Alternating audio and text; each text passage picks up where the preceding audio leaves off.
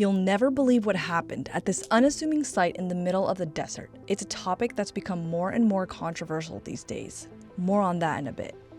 This was a tricky video to make because when I started taking pictures and recording at this site, 2 police officers approached me and said that what I was doing was actually a crime. I stumbled upon this missile range on my cross-country trip on my way to spend the night in a nuclear missile bunker, just after a visit at the White Sands National Park. I saw signs for the White Sands Missile Range. So of course I had to stop, knowing nothing about the place at the time, like their security measures.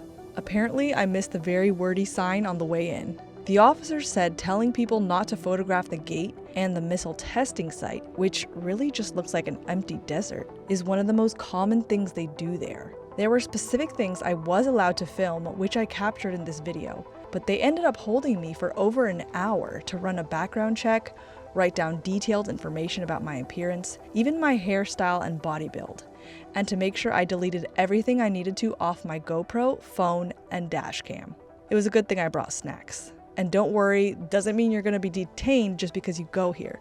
Just make sure you don't photograph anything you're not supposed to, and it should be pretty smooth for you.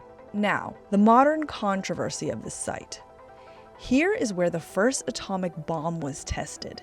There are some people that believe that no country should have technology for weapons of mass destruction. What do you think? Located in the Tularosa Basin of southern New Mexico, this testing site is still used by the US military today, spanning an area of about 3,200 square miles. It is the largest military installation in the country. Established during World War II in 1945, it was originally known as the White Sands Proving Ground, originally created for the testing of the V-2 rockets captured from Germany. The White Sands Missile Range has also played a crucial role in space exploration. It's the site of the White Sands Test Facility, operated by NASA for testing space-flight components, and it's also been used as a landing site for the space shuttle. Beyond military and space applications, the White Sands Missile Range also contributes to scientific research, housing sensors and data collection equipment for studies in areas like atmospheric sciences, geophysics, and laser technology. After all, hasn't the evolution of military technology often been a bridge to advancing scientific knowledge and even space exploration? What do you think? Let me know down below.